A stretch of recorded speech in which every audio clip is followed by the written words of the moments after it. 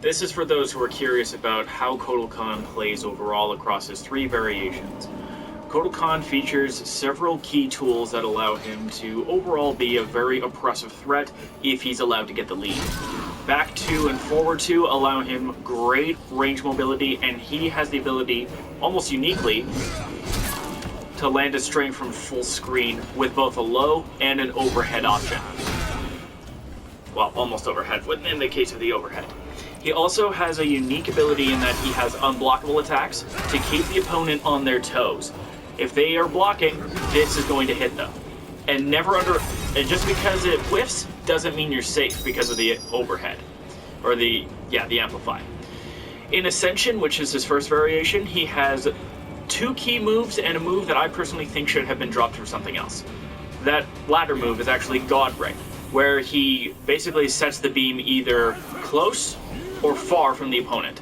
He cannot set it on himself, but it does effectively give him the same 20% damage buff and heals that any other solar beam does, but the other solar beam is better.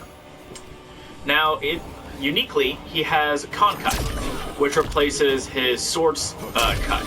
This is basically what used to be his forward 2 in Mortal Kombat X, and it launches the opponent into the air for a combo. So for instance,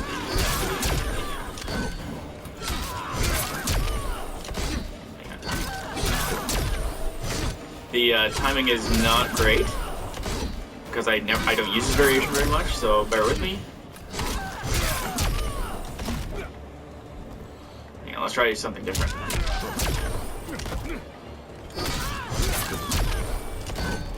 Come on. There we go. Just as a very quick example. And he also has access to why most people play Ascension. This command grab.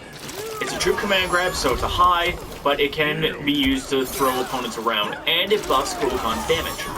Uniquely, this buff does not get destroyed by any sort of cinematic events like fatal blows, crushing blows, and so on. And the levels drop every 10 seconds, and you'll be able to see that by watching Kotal Kahn's tattoos. The longer he stays not doing anything or using the attack in particular, the duller his tattoos get until eventually they revert back to being not very glowy at all. So one thing you can do is this.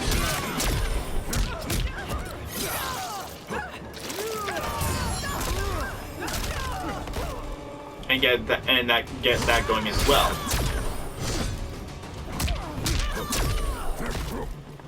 And also, very recently, they also allowed the ability for Sindel, or for Kotal Kahn, sorry, I don't know why I said Sindel, to tick off of 1-2 command grab.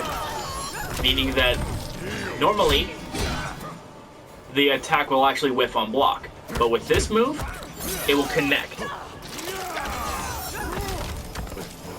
Allowing Kotal Kahn to get his damage buff and break through the opponent's defenses. Tournament 2 for Kotal Kahn is a very different beast indeed. First, I just gotta turn off the amplifier. I apologize if the music is distracting, but I wanted to listen to some tunes while I talked about it. So this is why I like this beam better, because it puts it on the opponent and it gains an amplify, which is tracking the opponent, allowing for the opponent to never really be able to escape. The least useful move that Totemic gets is, ironically, these totems, the blood totems. These drain the opponent's blood from each hit, and eventually, Kotal Kahn will be able to basically get the health back based off of the damage he does, combined with how many totems he has out on the field. One totem will recover 3/8 or 37.5% of his health per strike. 2 will recover 6/8 or 75% of his health per strike. And level 3 will recover 112.5% or 9/8 of his health back. But if he gets hit, the health regeneration bonus resets.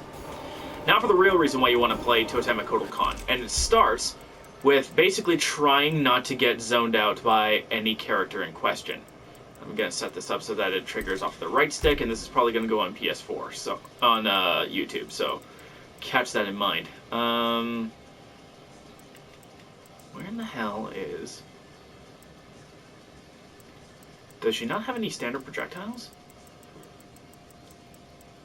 Does she really not have any standard projectiles? That would suck. Okay, I think I'm in the wrong variation of Sindel, but basically,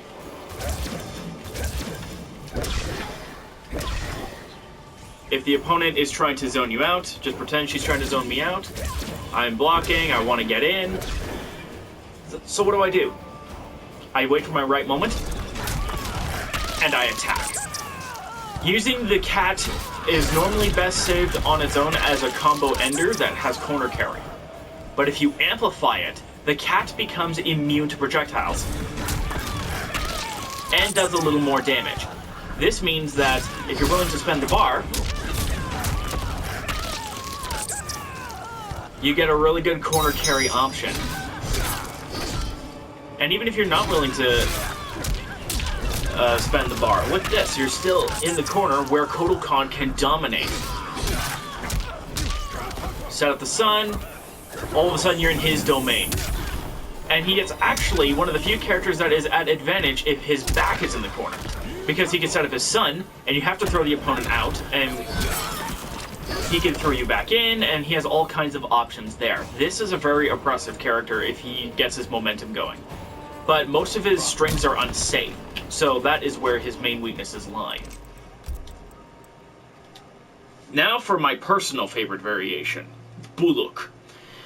This only just recently eked out Totemic because I love the Jaguar shenanigans, which, by the way, I forgot to say, the Air Jaguar is also an option, and you can do it from any sort of jumping attack.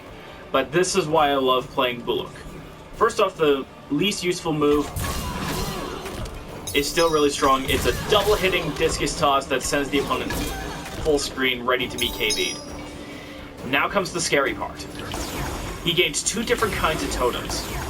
A crystal totem, which buffs damage, and an obsidian totem that reduces the damage he takes. That was mean of you, Beastmaster over there.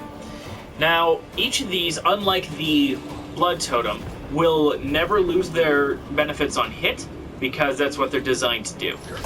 20, 40, and 60% damage buff if you do the crystal totems. 20, 40, 60% defense increase with 3 obsidian totems. But you never want to use the totems like this because of a unique property that the totems have in Buluk Kotal Kahn. They stack. 20% damage, 40% damage and 40% defense, 60% damage and 60% defense. You set this up correctly and you have yourself a boss character. The damage that you can get is unrivaled.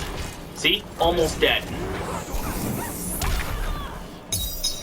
And in case you're thinking, oh, well, maybe I'll try and stop him from setting up totems, especially if he's at full screen like I usually am. Well, I'll just throw a discus at you and get a crushing blow off of it. Set up my sun, go in, and now it's time to party.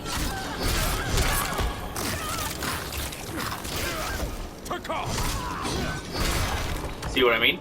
This is why I play Kotal Kahn. This guy is a monster when he gets the momentum going, and I love the idea of, hey, you want me to be a boss character? Yes, freaking please. I hope you enjoyed this video explanation on why I play Kotal Kahn. Don't forget to be awesome, and I'll see you guys on the other side.